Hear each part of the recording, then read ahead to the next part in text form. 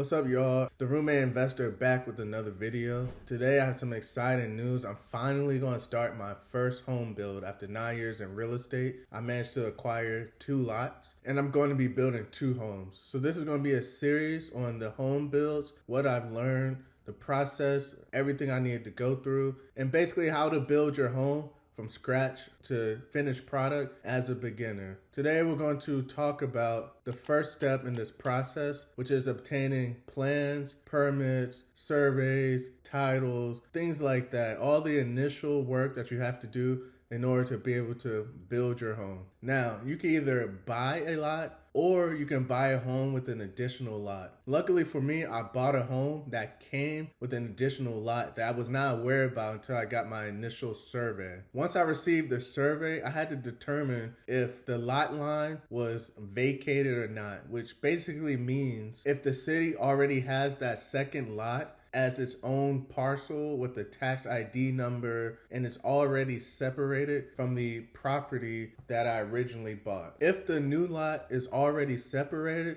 then you're good to go and you can move on with the next step. However, if the lot is still a part of the lot that you originally had or had a property on or something like that, you need to do it something called like vacating your lot line. Basically, you need to separate that new lot from your old lot. So now that you have 2 officially separated lots with 2 different tax ID numbers. Now, the way to find this out is you can go to your title company. They can do their research, background checks, everything that they need to do with the city and determine if it's actually separated with the first lot or if it's together with the first lot. If it's together with the first lot, there's some documents and process that you have to do with the city in order to officially get that second lot separated from the first lot. In my case, when I bought the property, the lot was already separated. Next, what you have to do is you have to create plans for your property. You can do this by either buying plans from a local contractor or you can hire an architect to create your plans from scratch. Of course, if you have to create your plans from scratch, they're going to be a little more expensive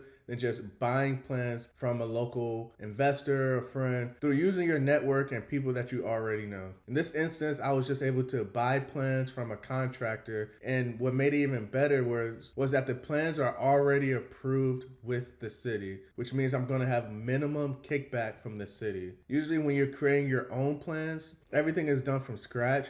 The city is going to have more issues and concerns that you're going to need to address because this is a new property, and the land and the grading of the land and the height of the building and the way that it falls with setback lines and things like that all have to be addressed. And because this is a new property, you're going to have a lot more comments from the city. Whereas if you already had plans that the city already approved, we know that these are already good to go. We just have to fit the house on this lot. Once you have your plans completed or you purchase your plans, you then need to contact your local survey company and do something that's called a site plan. This site plan is going to lay out how the home or the property is going to look on this actual plot of land. We're talking about the elevations of the property, the grading of the property, how far back, how far front, the actual footprint of the property. They lay out designs, images, sketches, the way that the drainage is going to run and things like that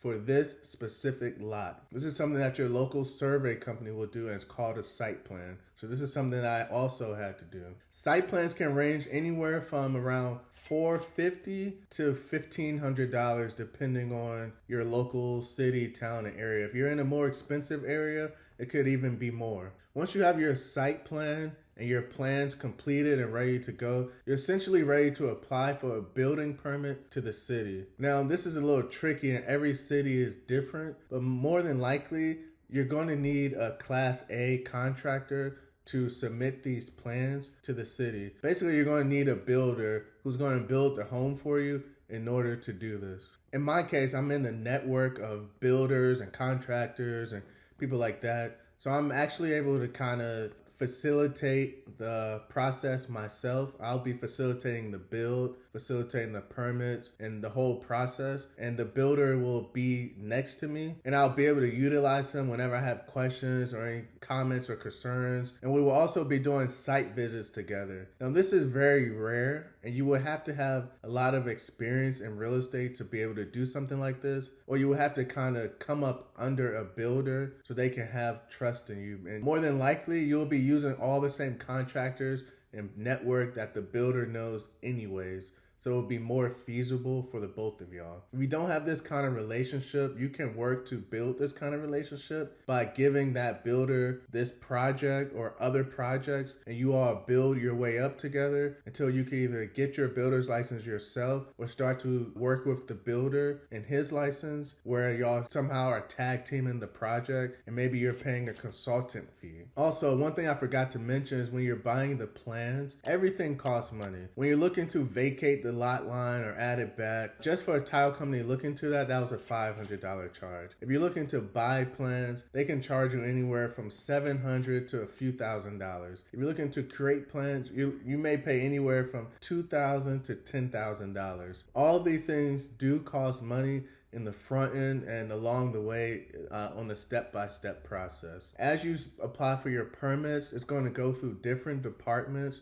of the city, the utilities department, the public works department, the surveyors, maybe the tax department. All the different departments in the city have to check off on what you're doing and can leave comments and maybe give you documentation that you have to turn in, whether it's, you need to create the new address form for the new lot because maybe there's no address there. They're going to determine if the property already has utilities on the lot or don't. If they don't already have utilities, you either have to pay a third-party utility company to come install utilities, or some cities will actually do this for you for a fee. In my area, different cities do both. However, this particular city that I'm building in, you have to pay your utility tap with the city, and that is $17,500 if the property doesn't have utilities, and they will not issue your building permit until you pay your utilities tab. However, you are able to go through the different departments throughout the city, and paying the utilities tab is the last step in the process before the permit is issued. So if you have all the other steps checked off, you're able to just go ahead, pay the utilities, and then they will issue your building permit, which is a little different than how cities usually run their process. Usually you will have all of your permits and departments checked off. You will be issued a building permit, and then you're able to go ahead and start putting utilities on the property and start working from the property from there. So every city is different. That's why it's important to kind of either know people in different cities or just know the ordinance of these different cities so it doesn't come back to bite you later. So all in all, the first step in the process goes as follows. To check the title and about the vacating the lot line, that was around $500. To pay for the plans, that was around $1,500. To pay the surveyor, not only to do the original survey,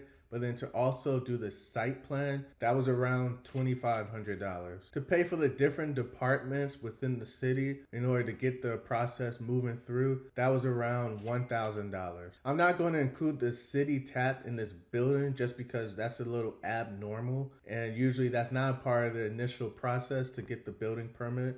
That's about $17,000. I'm not going to include that part in this video. So all in all, just to get close to getting the official building permit for this particular city, it was a minimum of $4,500. And remember, that's with me buying plans from a trusted contractor that was already approved through the city and well known by the city. Remember, if you have to create your plans, that $4,500 number can easily go to $10,000. This was step one in the process. Stay tuned for the next step as I put utilities on the property and obtain my official building permit, and I move forward with the next process.